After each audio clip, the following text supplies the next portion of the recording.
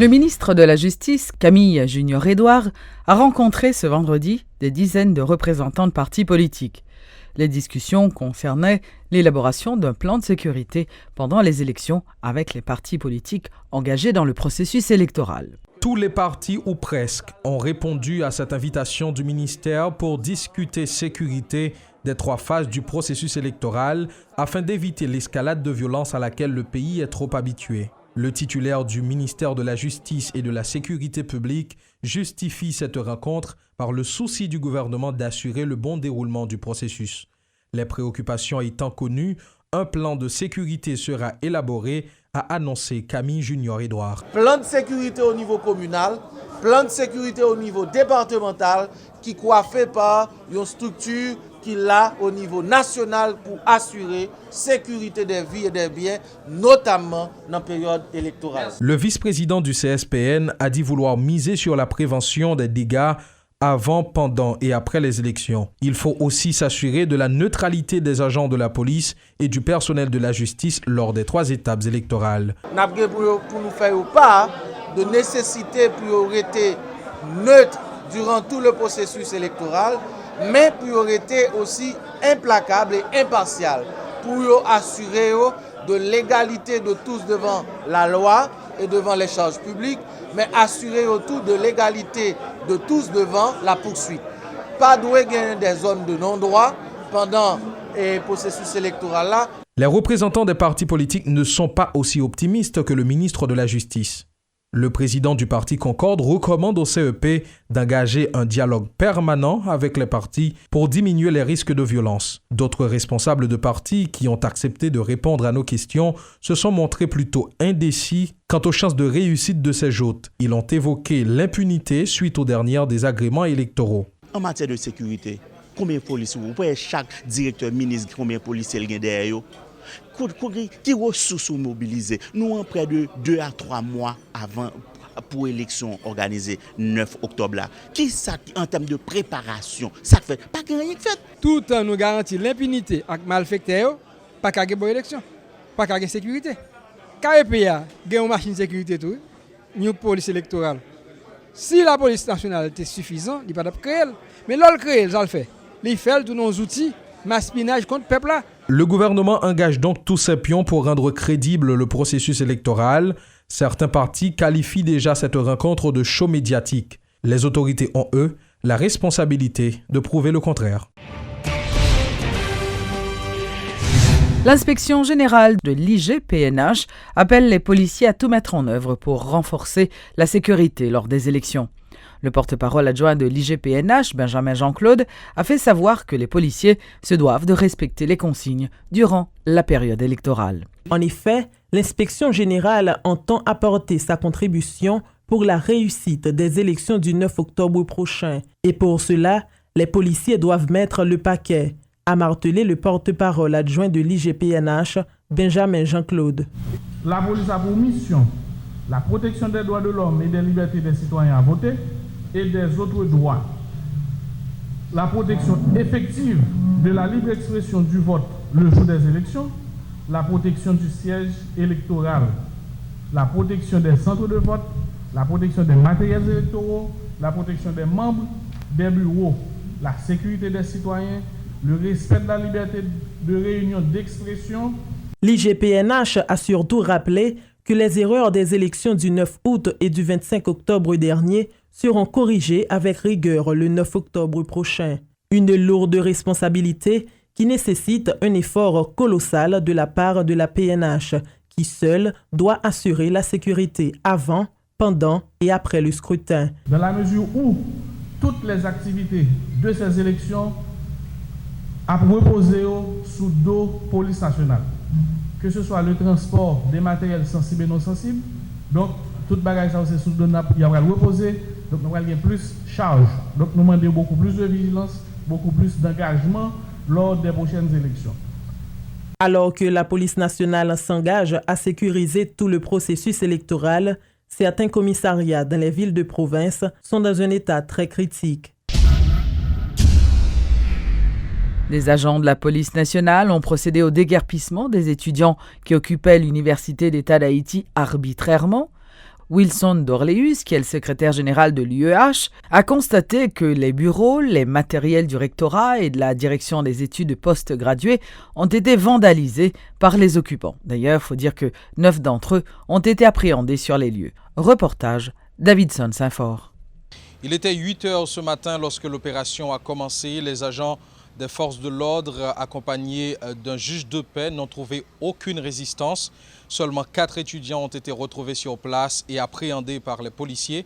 Et regardez bien, c'est un rectorat délabré que les occupants ont laissé derrière eux. Bureaux, voitures, installations électriques, réfrigération, tout a été saccagé par les occupants.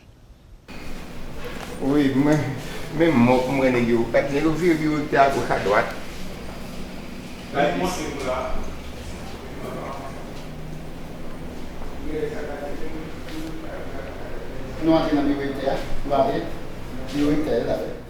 Le secrétaire général de l'université a condamné le comportement des étudiants qui ont occupé l'espace suite à l'opération des policiers. Les commentaires de Wilson Dorleus. Nous jeunes locaux totalement vandalisés, en tout cas les dossiers et les matériels de bureau totalement vandalisés. Nous jeunes deux salles de bureau que vous fait tourner chambre, par exemple, vous avez une culotte en dedans, vous avez une bouteille d'eau devant, vous avez une capote. Dans chaque chambre, en pile espace, nous jouons un couteau, nous jouons une série de armes blanches en dedans, notamment couteau avec ciseaux. Et nous pensons que cette intervention de la police faite dans un moment précis, un moment où on a vraiment un gros besoin pour ça être fait, parce que justement nous à peine commencé le processus d'inscription nous pour concours d'admission 2016-2017 là. Pas question pour la police de relâcher les étudiants arrêtés. La justice doit pouvoir faire son travail et donner une réponse appropriée au comportement des étudiants protestataires. Wilson Dorleus a formulé son souhait sans langue de bois. Nous voulons que la justice fait suivi normal sur ça. Et que si ces gens sont relâchés, ce n'est pas un ordre du rectorat, ok? Occupé depuis le 8 février dernier, le bâtiment du rectorat de l'Université d'État d'Haïti est désormais accessible, mais ne sera utilisable qu'après un bon bout de temps. Pour l'heure, des agents des unités spécialisées de la PNH assurent le contrôle de l'espace, assistés par des agents de sécurité privée, en attendant l'opérationnalisation du bâtiment. Davidson Saint-Fort et Elissi Diolassin au bâtiment du rectorat de l'Université d'État d'Haïti à la Ruelle Rivière, Port-au-Prince. Inauguration officielle ce vendredi du portail d'information commerciale d'Haïti.